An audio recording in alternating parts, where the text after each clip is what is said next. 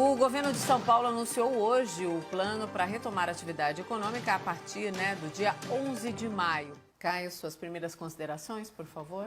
Bom, sobre a coletiva de imprensa, nenhuma novidade, né? Ela foi, de fato, doutora, extensa, cansativa, autorreferente, midiática e de pouco viés científico.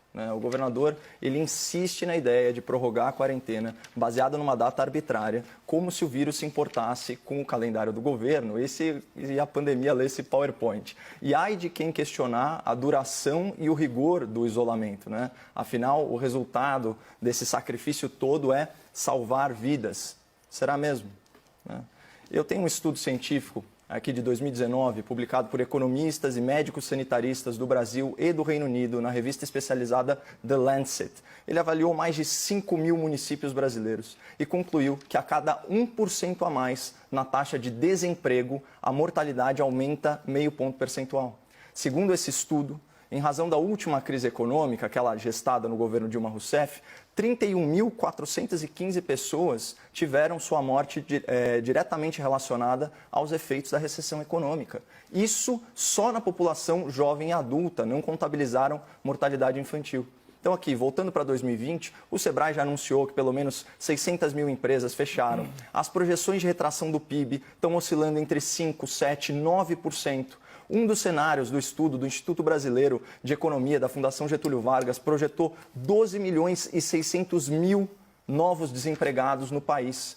Isso seria equivalente a uma taxa de desemprego colossal de 23,8%, dá aí 12 pontos percentuais a mais do que a situação anterior à pandemia. E se para cada ponto a mais no desemprego aumenta aí meio ponto a mortalidade, a tendência é que o número de mortes no país cresça pelo menos 6%. E isso representaria 76.080 vidas perdidas. E 800 vidas perdidas, perdão. Isso só entre pessoas acima de 15 anos. É uma afronta à ciência, é uma afronta à lógica, é uma afronta ao bom senso dizer que paralisar a economia salva vidas, porque recessão mata. Outro argumento muito comum entre os teimosos advogados aí da radicalização do isolamento diz respeito à capacidade do sistema de saúde. De fato, a variável mais determinante para a sobrevivência de um paciente grave é a existência de leitos de UTI. Só que a percepção do grande público é de que o sistema do estado de São Paulo, que é o epicentro da epidemia, ele está absolutamente saturado. A imprensa contribui para esse clima de pânico ao publicar manchetes como aquela que a gente já discutiu aqui. O Hospital Emílio Ribas tem 100% da sua capacidade ocupada. Ok, só que tem a informação fundamental. São só 30 leitos de UTI num estado que tem mais de 15 mil leitos de UTI.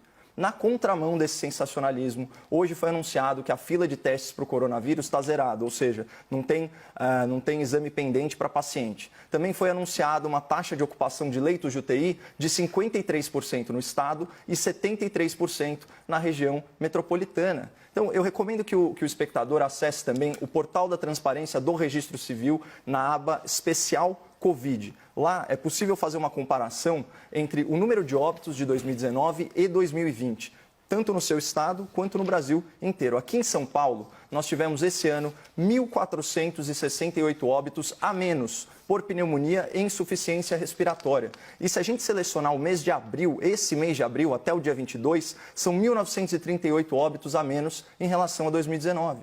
Ou seja, pelo menos aqui em São Paulo, o sistema de saúde está operando dentro de parâmetros razoáveis, ele está longe de colapsar. E as autoridades, elas tiveram tempo de sobra, tempo e dinheiro de sobra, para aumentar a nossa capacidade hospitalar. Então, se houver uma tragédia nessa pandemia, para mim a maior culpada será a má gestão pública. Por isso, fica cada vez mais difícil para o cidadão engolir que prefeitos e governadores estão salvando vidas, trancafiando as pessoas em casa. O que é certo é que muitos deles estão contratando sem licitação, rolando a dívida dos seus estados, se articulando para as eleições de 2020 até 2022 e posando de governadores responsáveis. Mas, enfim, já me alonguei muito.